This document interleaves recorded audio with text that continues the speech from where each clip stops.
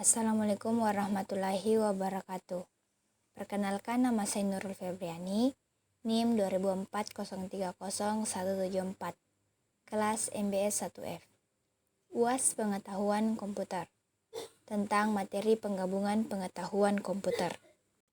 Konsep dasar dan sejarah perkembangan komputer. Komputer yang dikenal saat ini adalah hasil pengembangan teknologi elektronika dan informatika, sehingga bentuk komputer yang asalnya berukuran besar dan membutuhkan tempat yang besar. Kemajuan industri komponen elektronika IC, Integrated Circuit, telah mendorong terciptanya berbagai perangkat chip IC yang beragam dan mendukung berbagai keperluan pembuatan produk elektronik. Sejarah dan perkembangan komputer.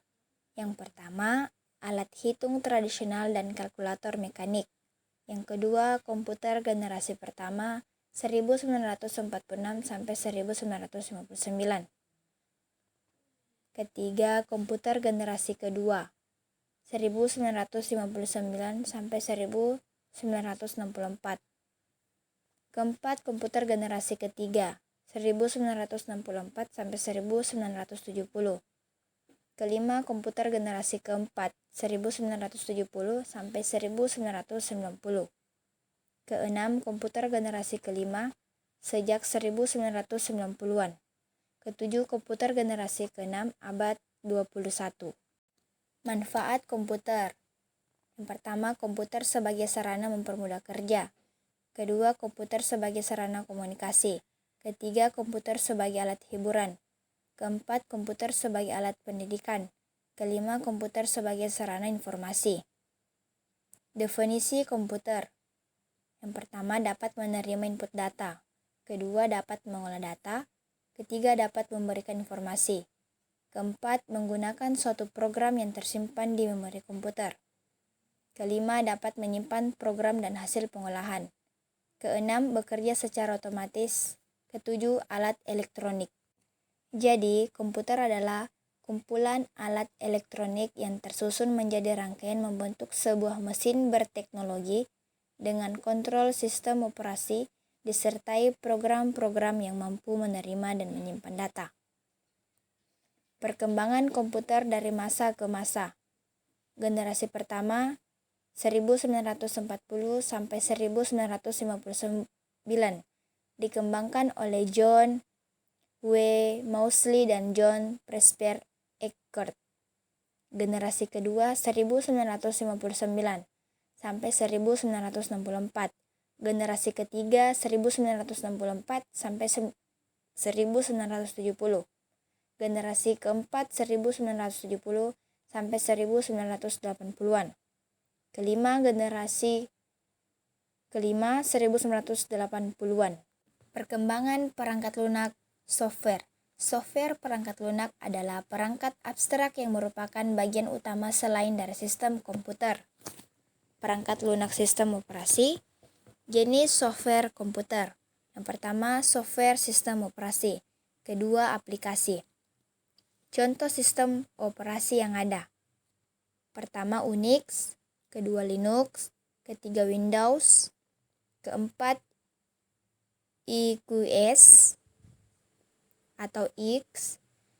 Kelima, Android. Keenam, dan lainnya yang kurang populer, OS per 360, CP per M, dan lain-lain. Perangkat lunak sistem aplikasi. Yang pertama, bahasa pemrogram dibagi menjadi 3, yaitu bahasa tingkat rendah, itu bahasa mesin, bahasa tingkat menengah, yaitu assembler, kemudian bahasa tingkat tinggi itu COBOL, BASIC, NET, dan lain. Kedua, paket aplikasi. Ketiga, bahasa pemrograman. Dan keempat, level bahasa pemrograman. Jenis-jenis komputer dan penggolongan komputer. Yang pertama, penggolongan berdasarkan tujuan penggunaannya. Kedua, jenis komputer berdasarkan data yang diolah. Ketiga, jenis komputer berdasarkan prosesornya. Keempat, jenis komputer berdasarkan bentuk fisiknya. Dan kelima, jenis komputer berdasarkan skala kemampuannya. Apa itu alat input, proses, dan output? Alat input adalah alat-alat yang berfungsi untuk memasukkan data atau perintah dari luar sistem ke dalam proses untuk diolah guna menghasilkan informasi yang diperlukan. Macam-macam alat input yaitu keyboard, mouse, scanner, joystick, dan lain-lain. Alat input terbagi menjadi dua, yaitu alat input langsung dan alat input tidak langsung.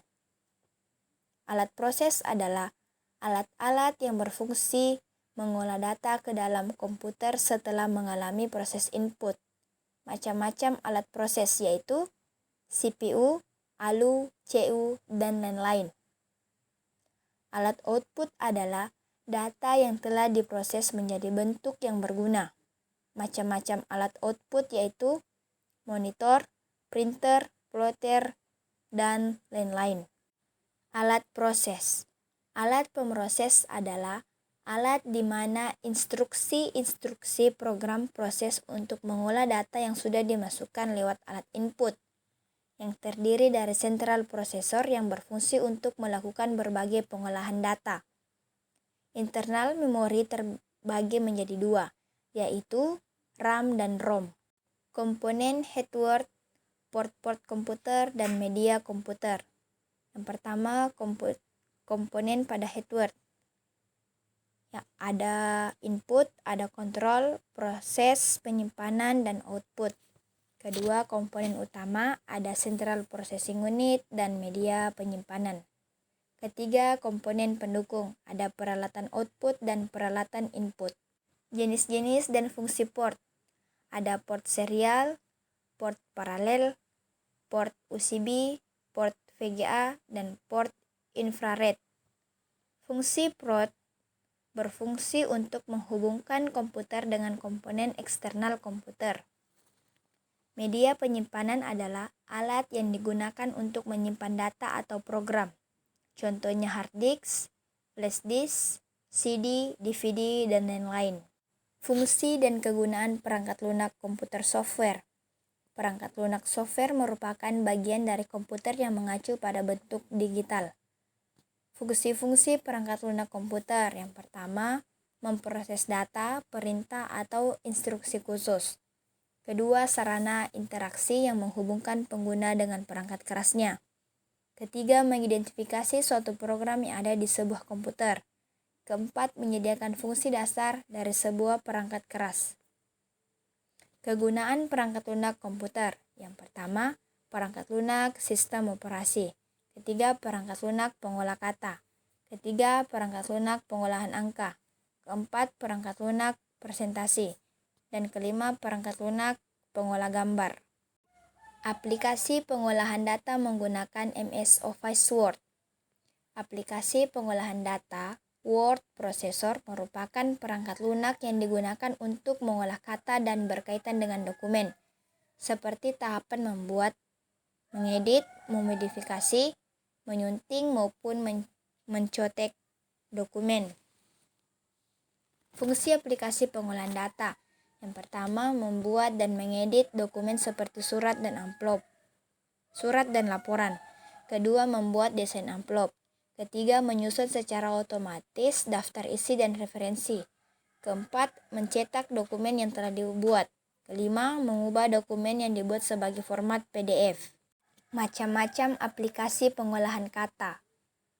Yang pertama, Microsoft Word. Kedua, Lotus Word Pro. Ketiga, Star Office Perfect.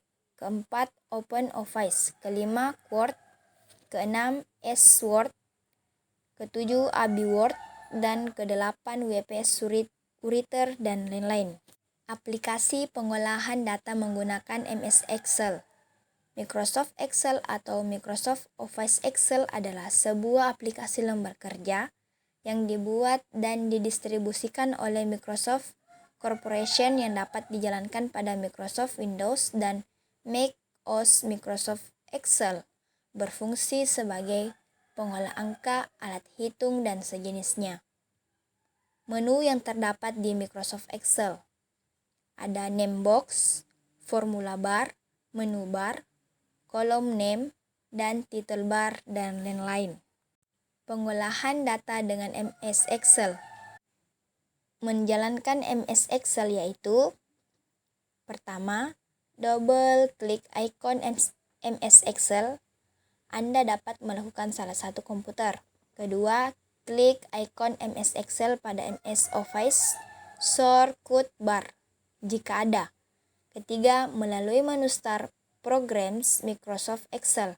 Keempat, melalui menu Start, Run Browse, atau cari berkas Excel X. Fungsi-fungsi dalam Excel untuk mengolah data. Yang pertama, menentukan jumlah. Kedua, menentukan rata-rata. Ketiga, menentukan standar deviasi. Keempat, menentukan nilai maksimum. Kelima, menentukan nilai minimum. Aplikasi pengolahan data menggunakan MS PowerPoint. Microsoft PowerPoint adalah sebuah program aplikasi MS yang berguna sebagai media presentasi dengan menggunakan beberapa slide. Cara menggunakan PowerPoint. Pertama, menjalankan PowerPoint 2013 versi 15 terbaru. Kedua, menutup aplikasi Microsoft PowerPoint 2013 versi terbaru. Ketiga, menu pada MS PowerPoint versi 15 terbaru. Kelebihan MS PowerPoint. Yang pertama, memudahkan membuat slide presentasi. Kedua, dilengkapi banyak tools. Ketiga, dilengkapi fitur ekspor ke PDF. Keempat, dilengkapi cloud service. Kelima, memiliki authoring. Keenam, mempunyai fitur kolaborasi. Kekurangan MS PowerPoint. Yang pertama, tidak dapat digunakan oleh platform lain. Kedua, ketidakstabilan dari dokumen. Ketiga, harga Microsoft Office terlalu mahal. Keempat, tergolong software yang berat. Aplikasi internet, pemanfaatan pengenalan email dan jaringan sosial. Internet sebenarnya mengacu kepada istilah untuk menyebut sebuah jaringan, bukannya suatu aplikasi tertentu. Karena internet tidaklah memiliki manfaat apa-apa tanpa adanya aplikasi yang sesuai. Dan internet menyediakan beragam aplikasi yang dapat digunakan untuk berbagai keperluan. Aplikasi internet untuk berbagai keperluan.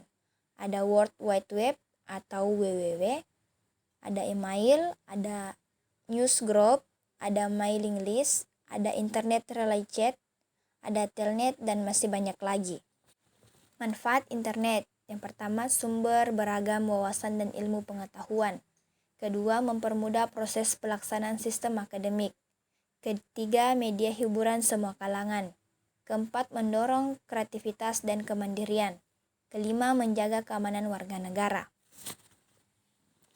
Pengertian email. Email atau surat elektronik adalah suatu sarana untuk mengirim dan menerima surat atau pesan dengan format digital melalui jalur jaringan komputer dan internet.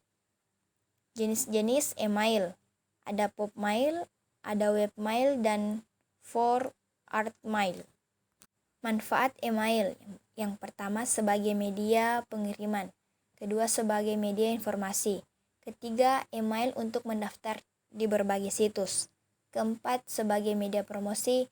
Dan kelima, sebagai identitas di mana-mana. Manfaat jaringan sosial. Yang pertama, membantu mencari data dengan cepat. Kedua, memudahkan dalam memproses informasi.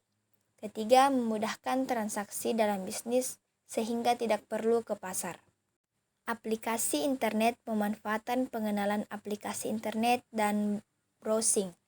Internet adalah sebagai suatu jaringan yang saling terhubung dengan menggunakan sistem standar dari Global Transmission Control Protocol. Dampak positif internet. Yang pertama, membantu menambah wawasan dan pengetahuan mengenai banyak hal. Kedua, mempermudah dan mempercepat arus informasi data. Ketiga, mempermudah para siswa dan pelajar dalam mengerjakan tugas. Keempat, melihat dan membaca berbagai tutorial di internet. Dampak negatif internet. Yang pertama, memiliki potensi kecanduan internet. Kedua, tidak bisa memanfaatkan waktu secara produktif. Ketiga, semakin mudah muncul berita dan informasi yang tidak benar. Hoax. Keempat, meningkatkan isu-isu sara yang menyebabkan perpecahan masyarakat. Browsing adalah semacam strategi orientasi. Jika digunakan oleh manusia, Ini adalah metafora yang diambil dari kerajaan hewan. Peranan sistem informasi dalam bisnis. Sistem informasi adalah kumpulan dari hardware dan software, komputer serta manusia yang akan menggunakan sistem tersebut. Peranan sistem informasi dalam bisnis. Yang pertama, mendukung bisnis dari segi operasional. Kedua, mendukung dari segi pengambilan keputusan. Ketiga, mendukung bisnis untuk meraih profit dan benefit. Beberapa contoh sistem informasi. Yang pertama, sistem informasi akuntansi. Kedua, sistem informasi keuangan. Ketiga, sistem informasi pengkajian karyawan. Keempat, sistem informasi akademik. Dan kelima, sistem informasi pemasaran. Itulah materi penggabungan pengetahuan komputer. Wassalamualaikum warahmatullahi wabarakatuh.